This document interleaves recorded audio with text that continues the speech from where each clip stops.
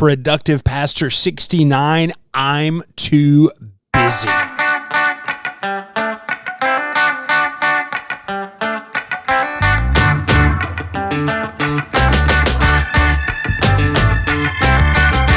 Welcome back, friends. Productive Pastor, episode 69, Why I'm Too Busy. You know, I'm thinking about that as brainstorming this episode, and I realized just that exclamation right there is probably the best way I can think of to talk about this. How many times in ministry have you just simply said, I am too busy? It's that closet emotion that we all feel. We might not want to tell anybody about that. And so what I want to do in this episode is talk about 4 ways we can look through this to understand why we might be too busy and how we can maybe develop some pathways out of that. Before we jump in, a couple quick things. Number 1, Trello course, all the primary videos are full. It's done. It's finished. Finito. Now I just got to edit that stuff, but that's easy because you can do that anywhere, anytime. You can do that with a ball cap on. You can do that at the coffee shop with the lappy in front of you. You can do it where you're like not wearing. It can happen at any time. So I'm trucking through that, hoping to get that done the next few days, shooting for an early September release on that Trello course. Y'all, it's going to have over an hour of video instructional easy on there. You're going to build great modules, great Trello boards in tandem with me on there. It's going to be fantastic. It's going to be excellent. Listen, drop a link in the show notes. There is a pre-release email list where I give some freebies away. But here's the thing. You want the cheapest price for the Trello course when it comes out. It's going to happen only for the folks on that pre-release email. So make sure, if the course is not out yet, you cruise over to Productive Pastor. Make sure the show notes, revchatbrooks.com/PPP/069. Sign up for that so you get that price as cheap as it's going to be. Second thing is this. Next, the music is changing and it threw me off. Next month on the Productive Pastor email list, I'm going to be thinking through how strategy helps us manage complexity in ministry. And today's episode is almost a precursor. I've been thinking so much about why does the pastor of the normal-sized church, this church is 60, 70, 80, 100, 125 people, and that's there. Like, what happens to that pastor of a normal-sized church when things get too complex, and how do they strategically think beyond that and begin to simplify things in their structure? And so you're going to see a lot of content over the next month around those ideas. You might have some more podcast episodes. You're going to have the emails. Those go out every single Tuesday at 2:30 Central Time, and it all builds off each other the full month. But today's conversation is kind of the same thing. It's a little bit of a link inside of this. So think about that emotion. Think about when have you thought that I'm too busy? You know, it can be like disastrous to our soul.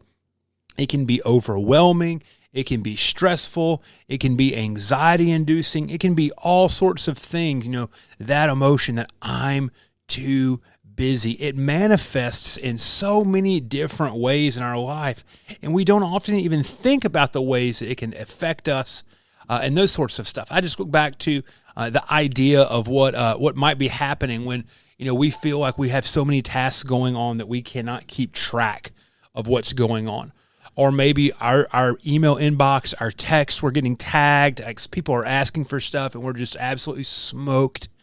We feel like we have to juggle things so much we can never, put the amount of energy or focus on something we have. Time seems to change. All of this kinds of stuff.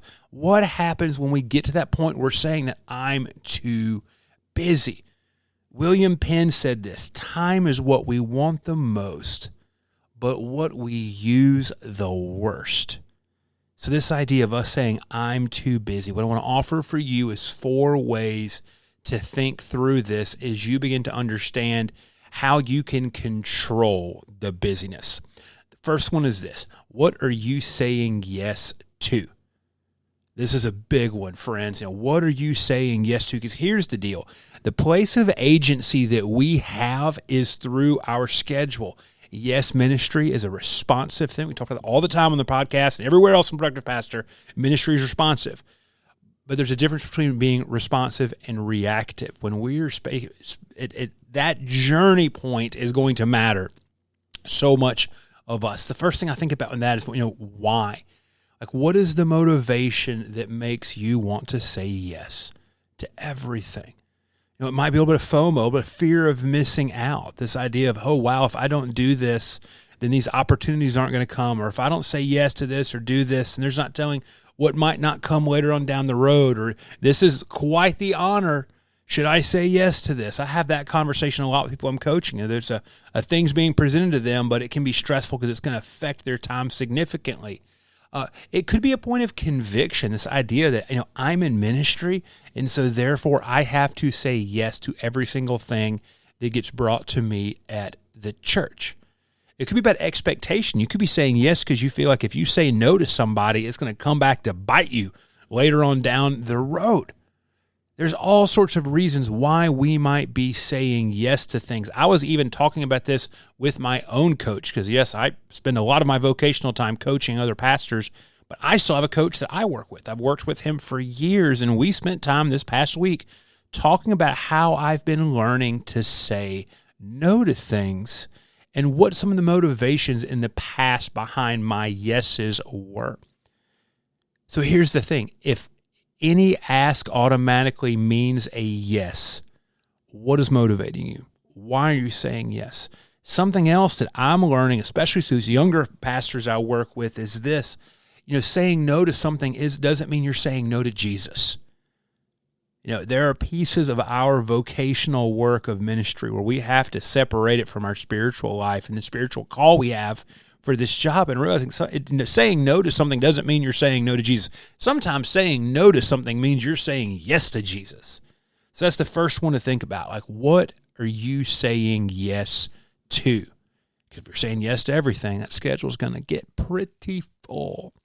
The second thing is this. You need to learn to manage the amount of recurring tasks you have. I've been in times and situations in ministry where I have a couple of hours a day of recurring tasks set up, especially when we were building a building, managing all sorts of stuff, like all those sorts of things. My first couple hours every morning, which is my sweet time, my sweet spot, is my golden hour, was spent working on recurring tasks. Now, I'm a big fan of recurring tasks. I'm a big fan of what I call tiny, huge tasks, these tiny little things that can have a huge and significant consequences in a positive way.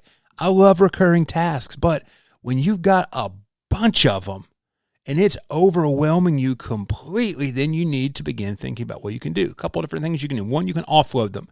Here's the deal. If it's that menial or that recurring a task, it's a prime candidate for something that should be delegated. And if you are doing like basic level maintenance or administration, recurring tasks, something's going on, that's part of that organizational complexity. You are not the automatic catch-all for something that needs to be done in church. I love it how somehow we think it's the pastor is the person who every task should fall to if nobody else wants to do it. And then second, if there's any sort of a crunch time, the pastor is the one that should be able to go extra or pay extra or that sort of a piece. So offload the stuff that's recurring. If it's been recurring and it's in front of you and you've been doing it for longer than a couple of 3 months, you should be able to put some standard operating procedures behind that and offload that task to someone else. And if it's not possible to offload it, then that leads us to the second one is some stuff you just need to quit. There have been times in my ministry where I was obsessed with doing tiny little things that had tiny little results, and they made things a tiny bit little better.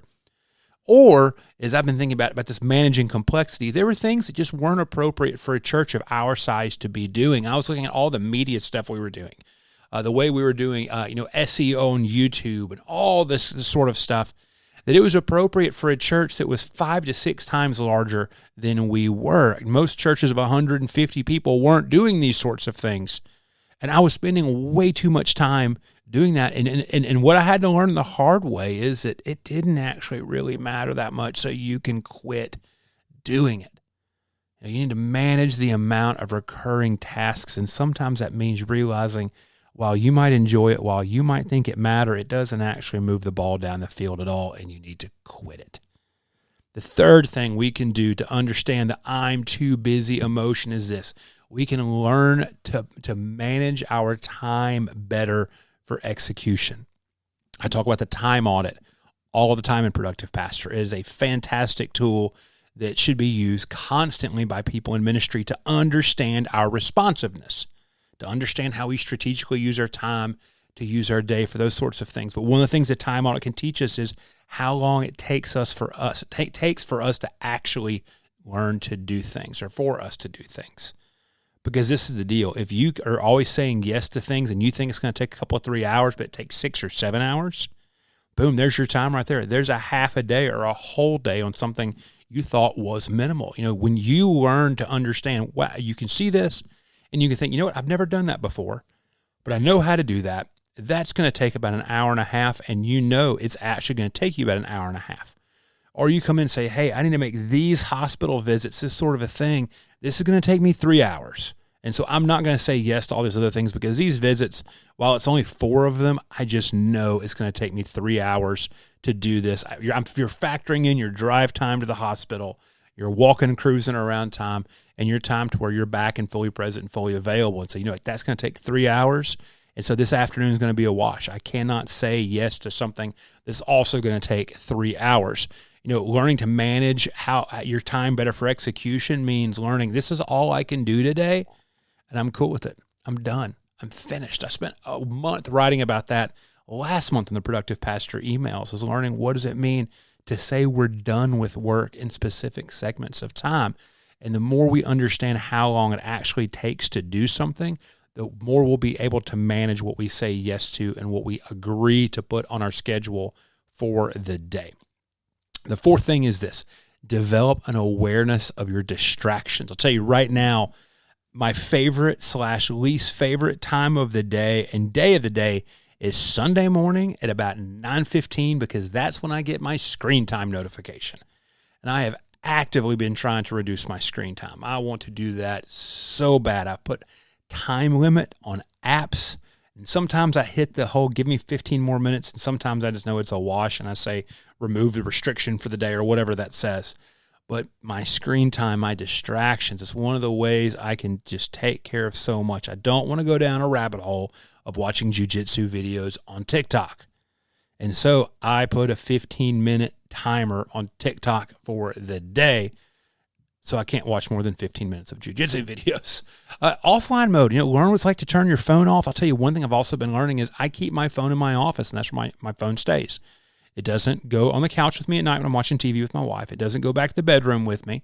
My phone stays in my office, and that's really made things, significantly easier. It's just I have an awareness of my distractions, and right now I'm in a season of life where my biggest distraction is this tiny little computer that makes phone calls that lives in my pocket. Where are you being distracted? How are you being distracted? A time audit can also tell you this. Time audit is going to let you know. I've done tons of content before about interruptions and how we manage interruptions. Sometimes interruptions are self-imposed, though. And what I've found out coaching pastors, especially around productivity, is 9 times out of 10, those interruptions are self-interruptions. It's not a constant stream of people coming into your office every single day. Another thing we can do about developing an awareness of our distractions is this: are we doing our best work at our best times? So like I said earlier, I used to spend 2 hours in the morning taking care of recurring tasks that I felt like needed to be done. In the morning, when my mind is at my best, I need to be working on sermons and working on other really, really important creative projects in the morning. And so I have finally developed a discipline in the last year to where that time is absolutely sacred. You cannot schedule a call with me during that time. I am not going to take care of something else in that time. And during that morning time, I am writing, I am reading, I am creating, I am working on things, stuff that my church sees, stuff that the folks I serve in the Louisiana Conference see, and stuff that you see. And I've learned that time is absolutely so important to me, and so I'm going to do every single thing I can to remove what those distractions look like. I'm actually renovating a part of my house right now for that sort of work that is away from everything else, so distractions are removed.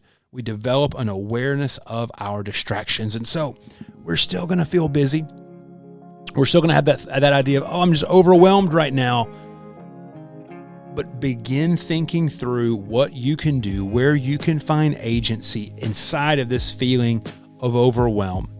And what does it mean for you just to conquer the overwhelm? Just to say, hey, yeah, I have full active agency over my schedule. The door to popping on my calendar comes through me. I'm going to be responsive in ministry, not reactive. And I'm going to step forward with this and try to keep as clear of a head as I can. So, episode 69, thanks so much for tuning in. Make sure to come hang out with the Productive Pastor community over on Facebook. Come subscribe to the Productive Pastor email list. That's the first kind of way that so many things get found out about. And also, I'm writing a lot more tactically and practically in there every single week. You can find links to all that stuff on the show notes, revchadbrooks.com/PPP/069. And I will see you back on our next episode.